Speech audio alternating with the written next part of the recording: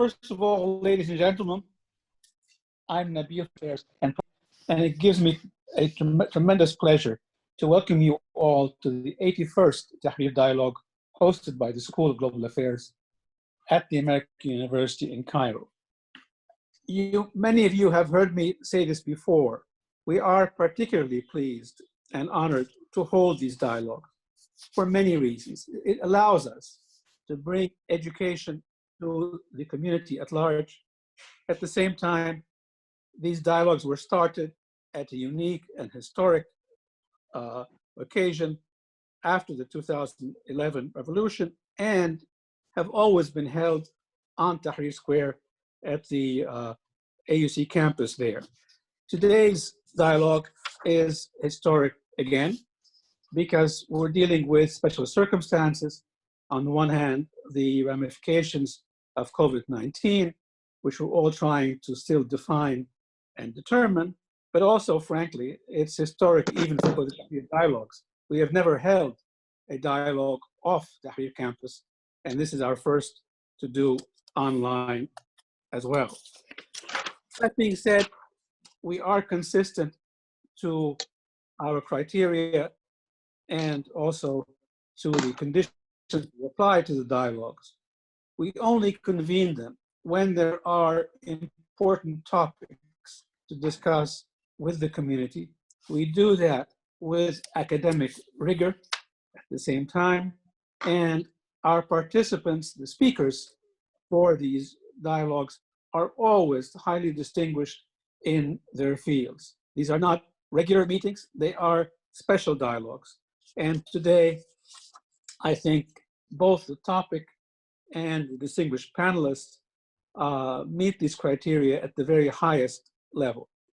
I would actually say they meet them at flying colors or with flying colors.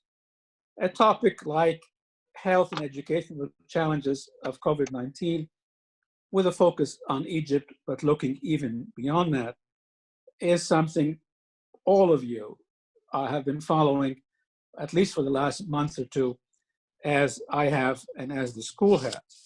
The American University has moved to remote teaching and is functioning, but remotely, so we're all going through a unique experience in that respect. There are many questions out there. What are we actually facing? Is COVID-19 new, or is it an extension of other viruses? How is it new, if it is? How should we deal with that? Is it the debate about testing, the debate about social distancing, the debate about herd strategy immunity, and a lot of other things? Where are we, and are we close to finding a vaccine to deal with this?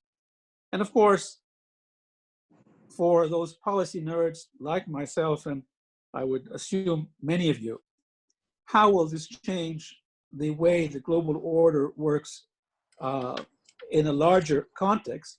But for today's topic in particular, how does this affect education as education providers, but also in terms of what should we actually be providing? So the content of education, the modality of providing that education, these are all health and educational questions.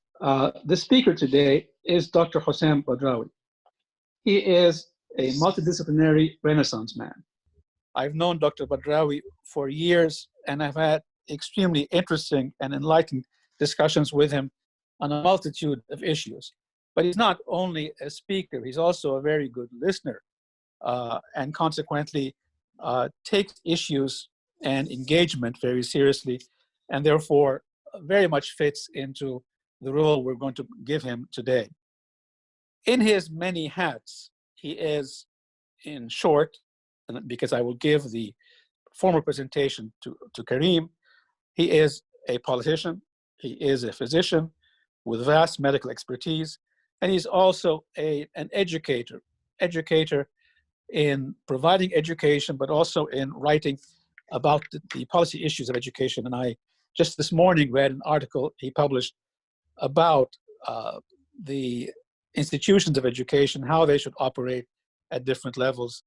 And he's always been, in that respect, a supporter of decentralizing and giving education institutions, particularly universities, the freedom to determine their output. As a discussant today, we have AUC's own Dr. Aziza Ellozy. She is the Associate Provost for Transformative Learning and Teaching. Her title, frankly, fits the moment that we're all facing, although she actually took this on earlier because of her commitment and appreciation that education has to evolve continuously, even before COVID-19. And she's carried a tremendous burden in helping the university move forward in these challenging times since we started. Hossam and Aziza, you're both tremendously welcome at this event. And of course, for Dr. Badrawi at AUC, I'm sure, ladies and gentlemen, that you will enjoy this event. Most interestingly, I will leave for Karim to introduce the speakers the way that he likes and manage the event. And I will try to engage through Karim in order not to interrupt either the speaker or the discussant on these two issues. But thank you both for coming, and thank the audience for joining us. Karim, you have the floor. Thank you, Dean Fahmy, and thank you all for joining us this afternoon for our first virtual Tahrir dialogue discussion on the issue of health and education challenges of COVID-19, Egypt and beyond. Let me just add my word of welcome for our two speakers this afternoon. If you will allow me to introduce Dr. Hossam Badrawi first, and then give him the floor to be followed by an introduction to Dr. Aziza Ellozy, both of whom we are extremely fortunate to have with us for this discussion. Professor Hossam Badrawi is a prominent physician and a well-known politician and a frequent and prolific commentator and public intellectual on a range of public policy issues. During his term as a member of parliament from 2000 to 2005, Professor Badrawi chaired the Education Committee, during which time he worked on a number of policy initiatives related to the issue of education reform. Most prominently, the legislation on accreditation in 2002 and the quality assurance in education, both of which he championed during his time in Parliament. Professor Badrawi is also a leading physician, both as a medical practitioner and as a leading business entrepreneur in Egypt's health sector. He is a professor in the Faculty of Medicine at Cairo University, where he chaired the OBGYN department at Cairo University. And along with his family, he established the Nile Badrawi Private Hospital in 1985 and Egypt's first HMO in 1989. Besides his academic and political career, Professor Badrawi is an active member in a number of leading NGOs in Egypt, where he has been a prominent advocate on issues of youth, women's rights, children's rights, and human rights. He's a member of the board of the First National Council on Human Rights in Egypt. He is the co-founder of the Arab Parliamentarians Against Corruption, and he established and was an honorary chair of the National Egyptian Competitive Council and the Badrawi Foundation for Education and Development. So I think you can all see that Professor Badrawi brings a wealth of experience on issues of public policy, and we are especially fortunate to have him join us this afternoon for this important discussion. Dr. Badrawi.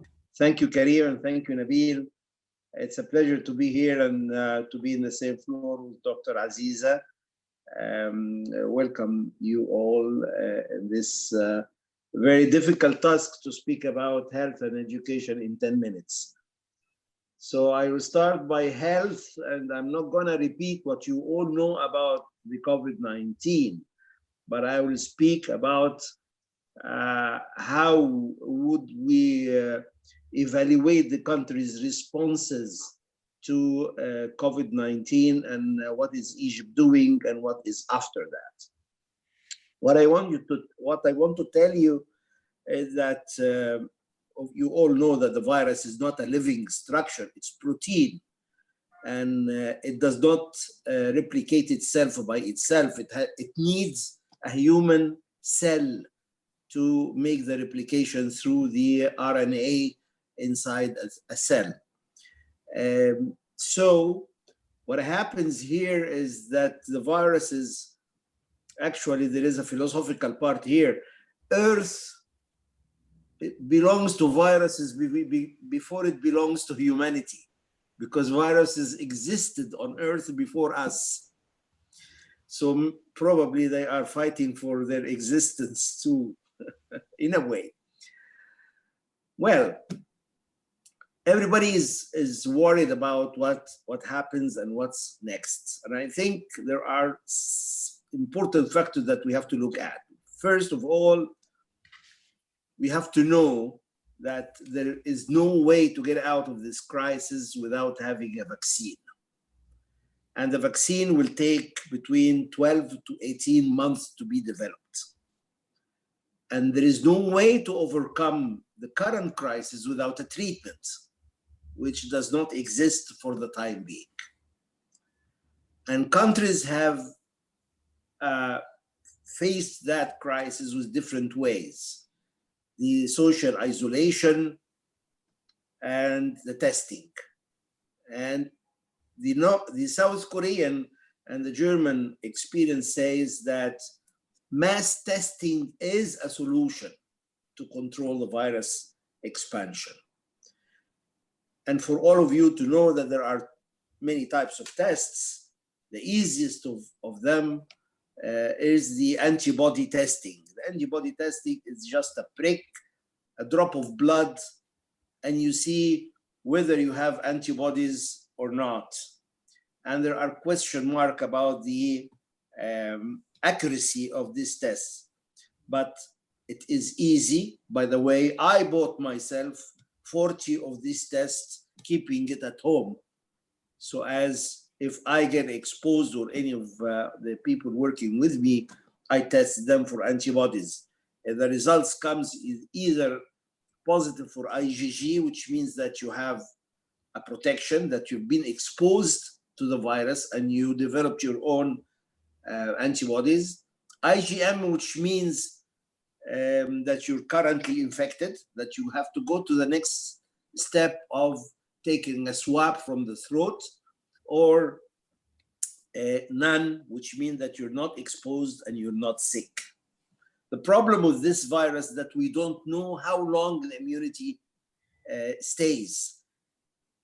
And so the second wave of the virus is expected. And I don't know what is going to happen in the travel regulation after the virus, but definitely the world is changing. So the social isolation, but the mass testing is the most important. And when we say mass testing, it means a capacity of the healthcare system and the capacity of the healthcare system to accommodate new infections in their intensive cares. And that takes us to the number of intensive care beds and the number of ventilators. And as you all noticed, there is a big problem in the whole world about that. Add to this the medical supplies, which showed that even large countries and economically powerful countries lack the medical supplies, including the masks and the dresses that is needed for doctors, nurses, and the public. It is a mess, but it is not a biological mess because we all know about the virus long time ago. We all know that the problem of humanity will come from viruses long ago. It's a political mess because this virus needs global coordination. This infection, this pandemic needs countries to work together. And it came into a time where countries are individualized and everyone is saying America first, China first, UK first, in a time where we need a definite global coordination. We need national action, but global integrity, and this needs political leadership. And I think the major problem of the pandemic is the absence of political leaderships, global political leadership in general. The other point, the last point I would like to talk about is the vaccination and the scientific research regarding testing and treatment, which is not going to happen soon, which means that we have to live with that situation for a long time. Even if we can control the expansion, the possibility of a second wave in September and is possible, and we have to weigh the method of handling that economically versus keeping or being safe by allowing back people to go to work. It's a very difficult situation to the whole world. It is not easy to handle, and as I said, credibility in announcing the reality in each country, mass testing, scientific research for developing the vaccine and the treatment, political credibility and integrity and global cooperation to fight the pandemic are all needed, together with the social handling, which is affecting the economy of the whole globe. I move to education and the effect of what happens in education. I think I will talk about Egypt in particular, because I think we have a tremendous opportunity. There is a situation where everything in education in Egypt is on hold. This could have never happened without that panic attack of pandemic, which means that we cannot go back to the way we were. And actually, what happened here is that we discovered that there are institutions who are capable of dealing with distant education. We've discovered that that students and young people are more capable than we expect. And there are tutors and teachers and professors who can handle the future of education. If we take that chance and work together in another dimension of development of our education, I think it's a mandatory action to specify which institutions and population of young people and professors who could handle the situation well and build on them. Unfortunately, as Nabil mentioned, I wrote an article today in Al Masri Al-Yawm about the decision of higher education universities preventing distant education and electronic assessments and keeping the lower standard as the standard of the country in distant education. We have a tremendous chance. Even in the pre-university education, there is a chance. The overcrowded classes and the way curriculum has been introduced to students has to change, and we have a chance to work on that. Exactly like other things in the country, apart from education. Like we've discovered that the 7.5 million employee public servants are not needed because the country is going on without them.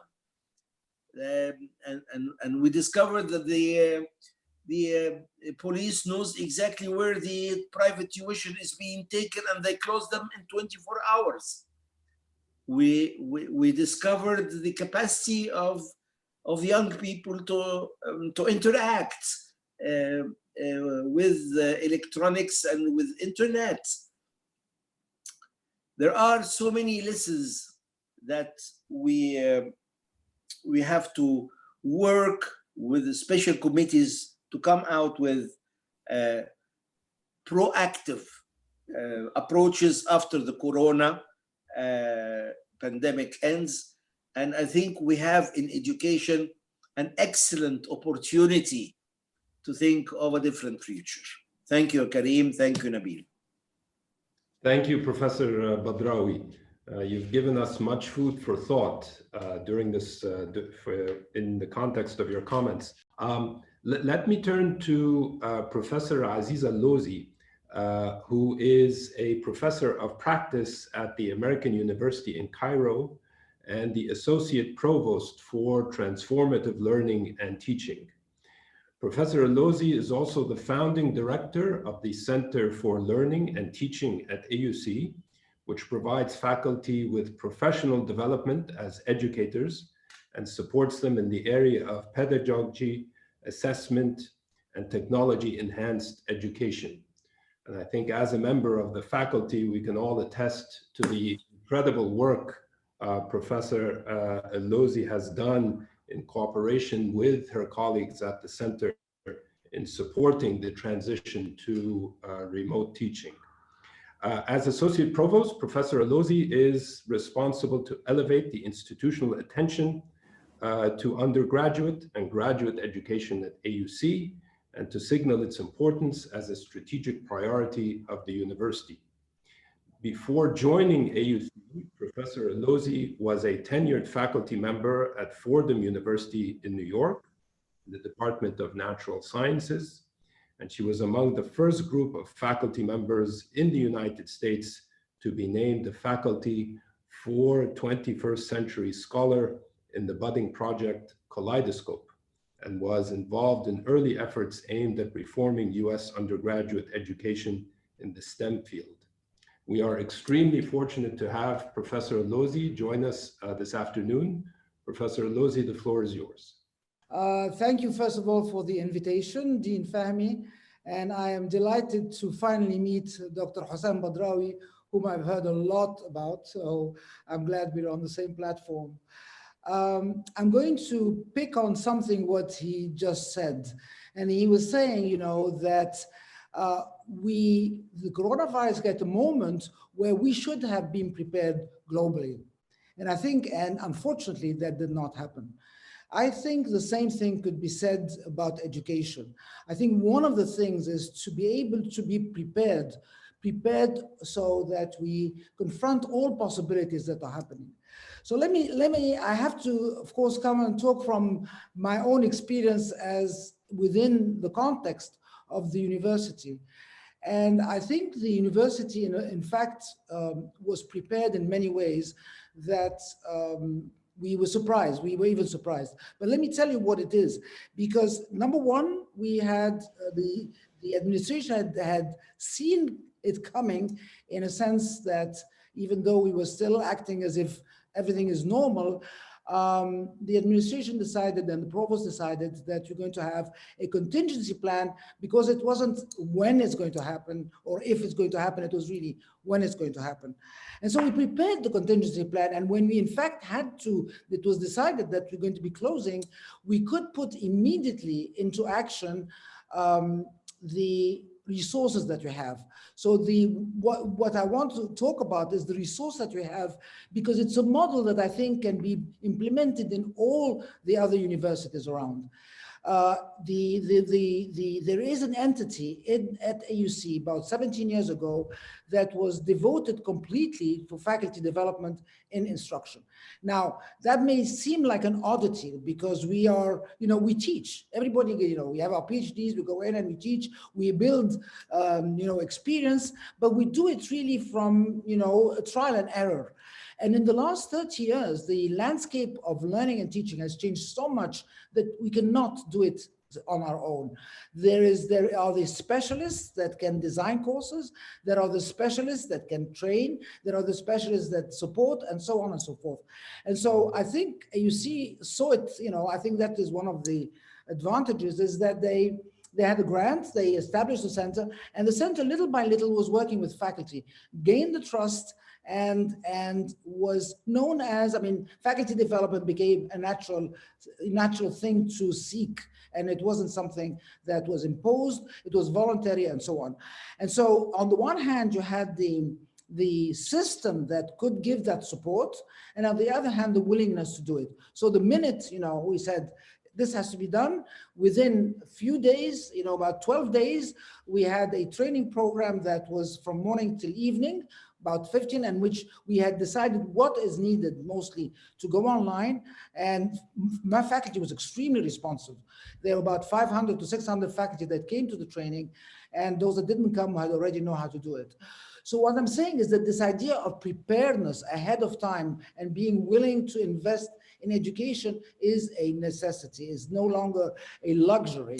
And I really think that in general, institutions of higher education are very slow at changing. And I think what is happening in Egypt in general, the idea that we're not open to digital education, we're not open to experiment, we're not open even to fail, that is a non-starter, because then you are not going to advance. So I agree totally with Dr.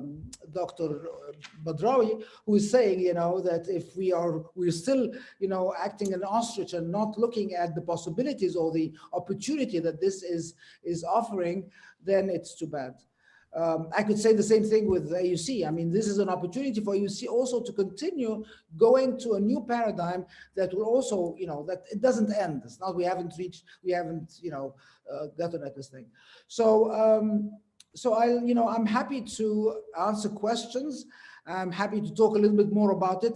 I am not an expert in policies, education policies, but I can from our experience, there's so much out there that can be used by anybody, that it is a shame that we're not making use of these open resources that are available on the internet. And it is a shame that we are not undertaking any translation in Arabic so that anybody can go online and learn, and hopefully that gets incorporated in the more official curricula and courses. Thank you, Dr. Ellozy. I think you've rightly highlighted what thus far has really been a success story at the university in the transition to online teaching, and the possibility that it can be replicated or used as a model to be replicated for other institutions of higher learning. Thank you to both speakers for their comments. I have received a number of questions that were presented to me beforehand from participants, and I will pose these questions to both speakers. Let me just start with a general question to both Professor Badrawi and Professor Ellozy. I was struck by what Professor Badrawi mentioned about the fact that in any crisis, we are presented with obvious challenges, but also potential opportunities. And Professor Badrawi highlighted a number of these opportunities that we can seize. If I can ask you to maybe think ahead beyond the crisis posed by the pandemic, when we look at these two critical sectors, the health and education sectors, these are two of the largest public sectors in Egypt, Between them, I think they employ the majority of public servants that are working in government. They attract a substantial portion of public investment between them. When we look at these two sectors, what are the key issues we can think of in terms of seizing the opportunities presented by this pandemic to engage in issues of reform and change in a forward-looking way that we could not contemplate before the onset of this pandemic? So that's a general question. If I can pose that to Professor Ellozy to start us off with this general response about how we can look beyond the immediate crisis of the pandemic at opportunities with respect to education. Okay, as far as I'm concerned, and from the very beginning, about maybe 20 years ago, or maybe even more, I'm not going to give my age, but the potential of the digital world was there. And I think I don't have to say anymore that how it has affected every single, sector of our society. So if you're looking at education, what we want to do is have learners that can function in this global economy. It is already this global world we're in. And in order to do that, they have to have so many different skills that I think limiting it only into what one professor or one discipline or one classroom can share is extremely limiting the value of what can be shared or what education is all about. So I'm saying that digital learning is the way forward. And if we don't recognize that as quickly as possible, then we will be even more behind than it is right now. So for that, you need a strong infrastructure. And I think Dr. Hossam pointed that out in a way. He was saying, that the classrooms are so crowded. Why aren't we making take advantage of the possibilities of other means of communicating? The penetration of mobile phone in Egypt is 100%. I think people, on the average, there's more than one phone per person. South Africa has used the mobile phone as a means of education that is extremely powerful. Why aren't we? And they're not much more, let's say, they don't have any more means than we do. And I think, why aren't we learning from their experience and be open-minded about how we can approach that? I think that in the sector, the K-12 sector, there is a strong effort in that direction by Dr. Tariq Shawi, but I think that is what we should be focusing on. How can we give access in an efficient way to most Egyptians to have access to the rest of the world and use that in our educational reform?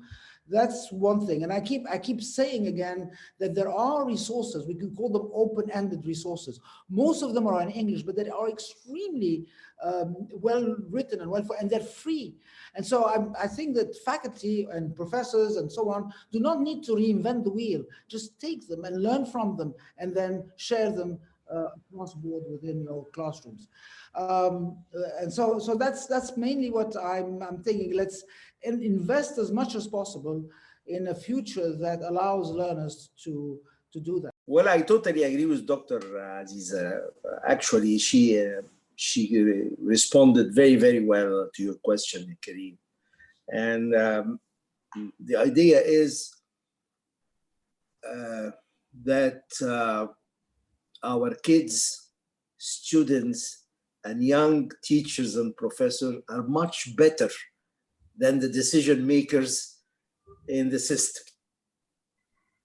And we are pulling them down to standards they can fly, but we're holding them. And as Dr. Aziza said, the crisis and the pressure showed us their capabilities. So why are we holding the system to the lowest standard we know? We need a revolution in this. And it is not a matter of equipment, but in my opinion, if we're looking forward, I think this is where the government and the state should invest in the future, in the internet, in connectivity, and in allowing everyone who can and to interact and to train and prepare people for the future of education.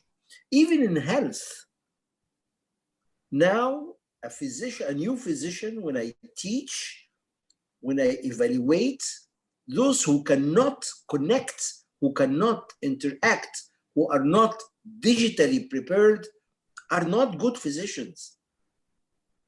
The whole thing is being digitalized. The future is not traditional. And we had the chance to see. Einstein said, if you keep doing everything the same you used to do it, expecting different results, then you're stupid. Thank you, Professor Badrawi. A question also for you, Professor Hossam, about the capacity of Egypt's healthcare sector, both public and private, to deal with this pandemic. How would you assess the resilience of Egypt's health sector in controlling the spread of the virus, conducting the necessary testing, as you mentioned, so that officials have a picture of the spread of the virus and the scope of the pandemic, and also when it comes to the issue of mitigation measures, and especially isolation of those infected with the virus. If you can give us your assessment, that we've had a number of questions on this issue, and I think your assessment would be very informative. Let me tell you, Karim, it is not a matter of capacity only. It is a matter of quality of service too. So if I say Egypt has 140,000 hospital beds, this doesn't mean that they can accommodate and treat, because it is the quality of service that is very important. Now, if we come to the corona and what we need, most of what we need can be done at home until it becomes serious and needs critical care. So now you have to talk about number of beds of critical care. And as 50% will need ventilators, then you have to speak about how many ventilators you have. And according to the statistics I know, we don't have more than 460 ventilators available, and the number of critical beds are very little. Now, what bothers me is someone who says, I am creating critical beds now, intensive care beds in the coming week. It cannot be done that way because it needs a lot of preparation and infrastructure. Intensive care beds needs gases, needs oxygen, it needs suction, and these are not something that you bring beside the bed. And at the same time, continuous analysis, so labs should be ready. It's a whole structure. It's not just a bed. We call it intensive care. So our capacity to deal with more infection than we have is very limited.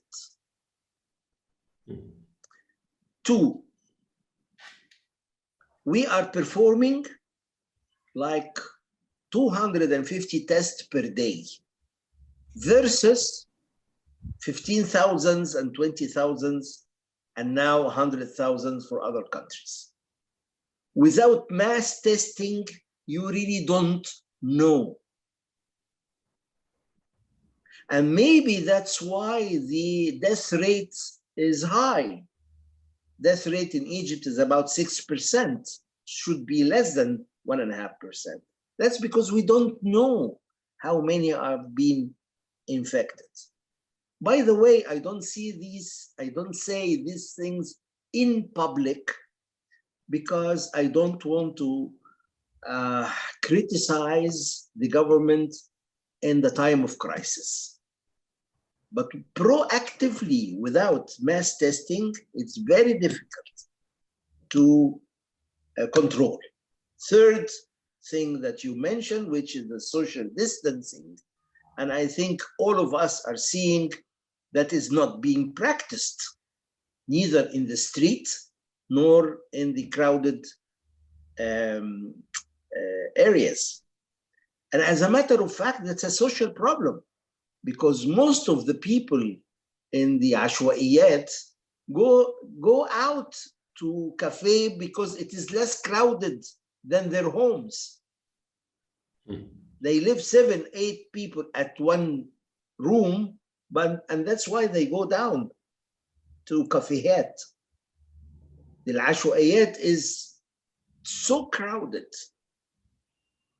And I really don't know how to handle this. Add to that we have no knowledge of the capacity of the needed masks and the needed medical equipment for the public.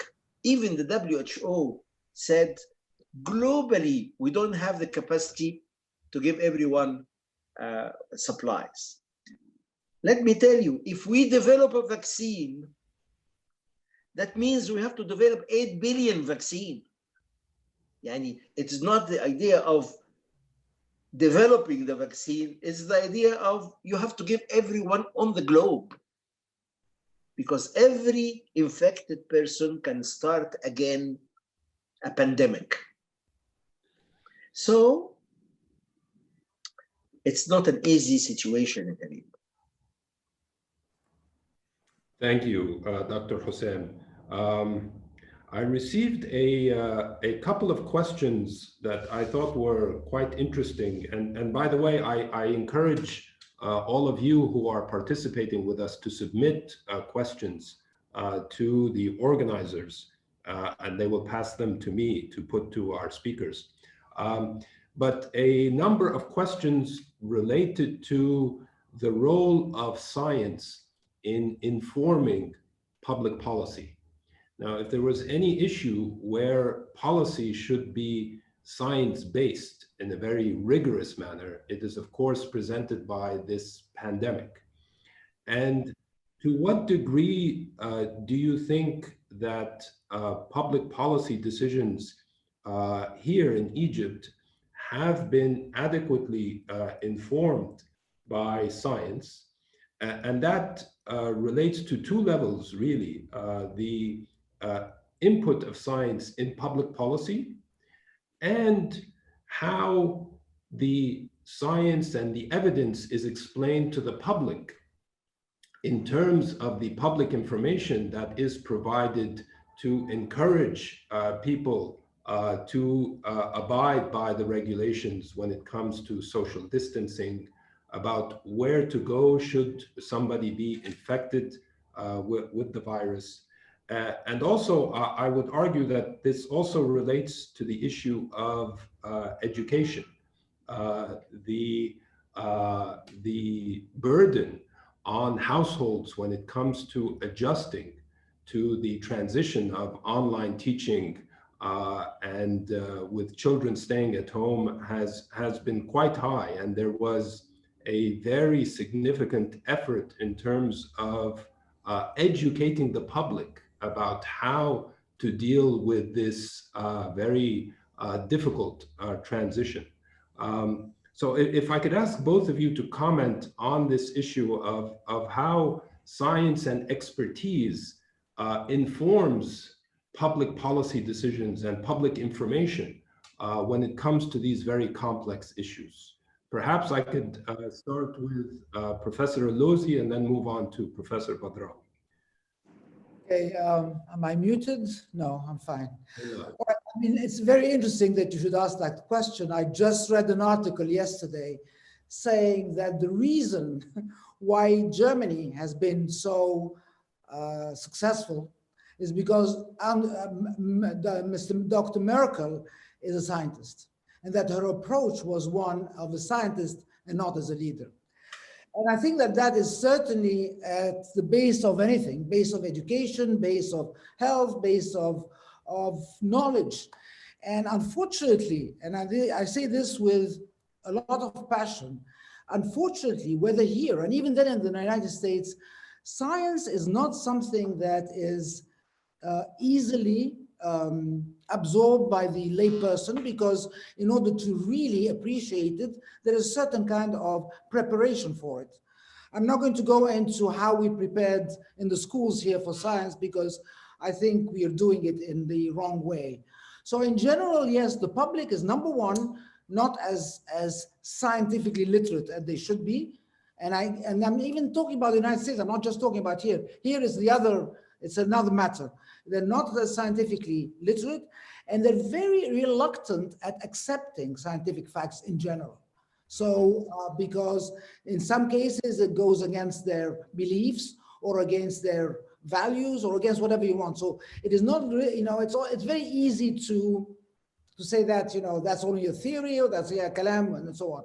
So yes, science is, unfortunately, it's something that we really, in any society, we have to give a very strong attention to. And I'm talking about science, not necessarily technology or engineering. I mean, I'm talking about basic scientific knowledge. So yeah, I think it's very important. I think we should give it a lot of things. And I'm also thinking about the scientific way of thinking. It's not just science itself, but scientific way of thinking. If you see the amount of fake information I keep getting on my phone from friends I know, and I have to tell them why I didn't think it doesn't make sense, you'll understand that, what I'm trying to say. So that's all I have to say. Thank you, Dr. Ellozy. Professor Badrawi. Dr. Ellozy has put everything beautifully in response to this very intelligent question. Well, yes, politics and science sometimes are not going together, because politics is all about public acceptance rather than evidence-based knowledge, and manipulating people's desires rather than imposing change because this is the way it should be. Well, I have attended so many meetings about how to engage science and politics. One of the solutions is the second room in the parliament, where you have more scientists thinking of political decisions. But it is so difficult, and it's very few parliaments who have scientists and politicians at the same time who can really evaluate the needed policies. And you need the politician to convince, but you need the scientist to direct, because science is science. So yeah, this is a very intelligent question, and it might need a seminar by itself. How can we integrate science with politics and cross the barrier of just being accommodating public desires without evidence-based science. The second thing that I would like to add is maybe what we need is people like me, scientists and politicians at the same time. Look how many scientists in the parliament of the United States and UK and Germany. It's Germany number one. And it's South Korea number one. So it's clear. And as Dr. Ellozy said, it's not only the being scientists, it's the way you think, the scientific thinking. And the scientific thinking doesn't need a scientist. It needs a way of thinking taught at school and at university and in public television, where a person who's not a PhD can still think evidence-based. Thank you. I received a related question, this time on the relationship between religion and science. And it is especially pertinent, I think, when it comes to this issue. For example, the questioner asked what I think is a very interesting question about the role of religion in supporting the public policy measures that have been in place to mitigate the spread of the pandemic. For example, when it comes to issues of prayer in mosques or churches, and how some of the measures that were advocated were seen to be problematic from a religious point of view. For example, using alcohol spray. That is seen to be religiously prohibited. So the role of religion and religious institutions in supporting these measures has proven to be quite important, not just in Egypt, but also globally. Professor Badrawi, your thoughts on this? They should not have any role. Straightforward. That's manipulation of people's mind, which is not needed. There is no role of religious leader apart from following public policy. But what we see, and I think all of you receives lots of this, I don't know what to say, ways of treatment and trying to relate religion to successes or this is not the 21st century at all. And I don't think I think they should shut up. Thank you. I don't know, Dr. Aziza, if you have anything to add to that. I don't, but I first of all, I happen to be, support Dr. Hossam Badrawi's position 100%. I struggle with that when teaching certain things about science, because sometimes you come across this contradiction, if you wish, and I don't know how to deal with it, because to me it shouldn't be contradiction. I think in one sphere you can think of it in what each field addresses, but to remember how different they are. And so one of the demarcation is that in science, any proposition has to be falsifiable, or has to be able to test it. Otherwise, it's not scientific. So if I'd say, the proposition that God exists is not a scientific proposition, because we cannot falsify. We cannot one way or the other take it. So if one leaves these two as two different realms, but then use science for for what we need to use it for, remembering that the other doesn't have these answers or have not proven the answers, then that's the way we should go. And I do have a problem when you have, certain unproven statements and that are not evidence-based, that become part of the mythology of everybody. And so I think if one addresses the scientific methodology, or rather scientific thinking, that would help a lot. So that's what I advocate. Thank you. We are approaching the end of this session, and I very much appreciate that you have both been very focused and targeted in your remarks. So maybe if I could ask a final question that goes back to the issue of opportunities, and maybe to press you a little bit on two issues related to educational reform. Now, the issues of curriculum reform and curriculum revisions, and the issue of evaluations, testing. These have been two very predominantly very important questions at the center of the debate on education reform.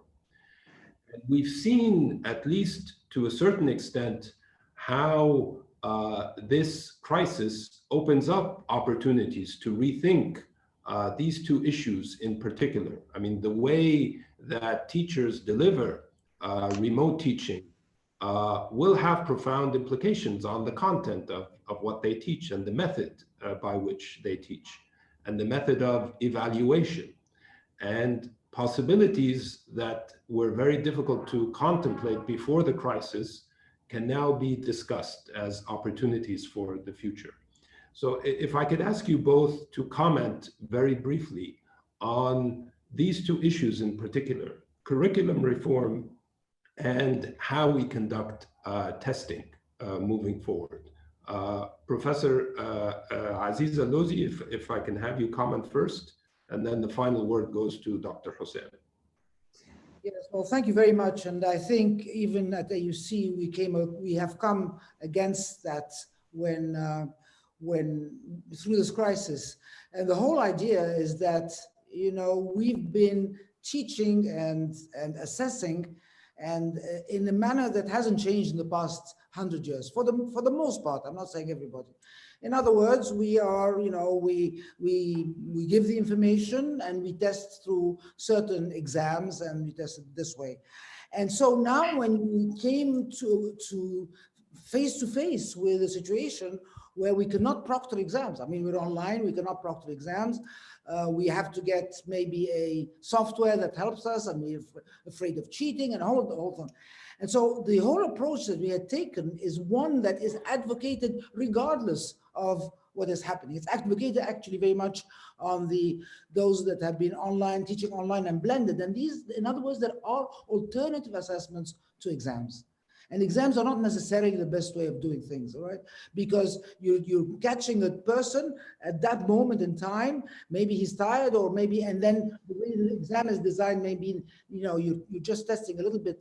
So there are alternative ways of doing it. And that is part of, again, of what we were talking previously, is that faculty need to be, or teachers need to be trained to think in a different way than what we're used to. We have to leave our comfort zone. We have to be able to take risks and try something out that maybe fails, tries another one. So I think the assessment goes hand in hand also with the curriculum reform, because the way you teach is very much the way you have to think about assessing. And so I don't have an answer, because we work more on a granular, we work course by course. I'm not involved in huge curriculum reform, but I think the experts that do that have to look at how the curricula or the content is presented, and how the learner has to learn actually by himself. The more you have to treat these young people more independent, as an independent learner, rather than just telling them what they have to memorize or they have to know, or what the correct answer is. And so, I mean, I can go on talking forever, so I'm going to stop and leave Dr. Badrawi to comment. Thank you. Dr. Badrawi. Well, let me tell you, Karim, that curriculum reform is the easiest part of education reform. Curricula are there everywhere, and you can pick and choose. Actually, the education reform needs 5 things to think about. A, to avail education for everyone without discrimination, with high quality. That's one thing. Second, the institutionalization of education at the level of the ministries and at the level of governorates and at the level of school and university. Again, as you see, even universities, public universities, are not autonomous.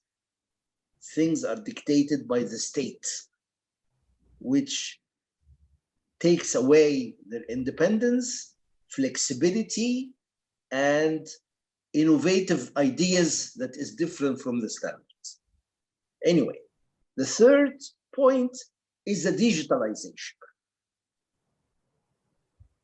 And that takes us to the delivery system of the curriculum. The delivery system is, yes, face-to-face, but also has to be digitalized.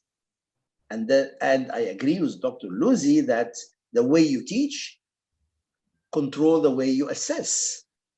But you have to have standards of assessment to be able to do that. The most important of all is how to build the personality. Education is not about curriculum and knowledge. It's important part of it is how to build the personality of a man and woman. That needs livable situation in the institution, that needs sports, that means art, that means competition, that means living in an environment led by teachers and professors. This is the human part of the reform. If you do everything else and without having the teacher and the professor being involved in a comprehensive, positive system, you end up, yes, by students getting the knowledge, but fighting with Daesh, by doctors who are fanatics, and by engineers who kills others. It is not gaining the knowledge, it is building the personality. If we concentrate only on the curriculum or in the delivery system without looking at teachers and professors, we are losing a lot. There is no system of education above the level of the educators, whatever you do. So it is the human development. Thank you, Professor Badrawi. And really a word of thanks to both our speakers. I think you've been not only insightful, but also candid and focused in your comments and thoughts you provided for us this afternoon. So on behalf of the School of Global Affairs and Public Policy, allow me to thank both speakers and allow me to thank the participants who joined us for this afternoon session. And we look forward to having you in our subsequent Tahrir dialogues as we address the many issues and implications of the COVID-19 pandemic.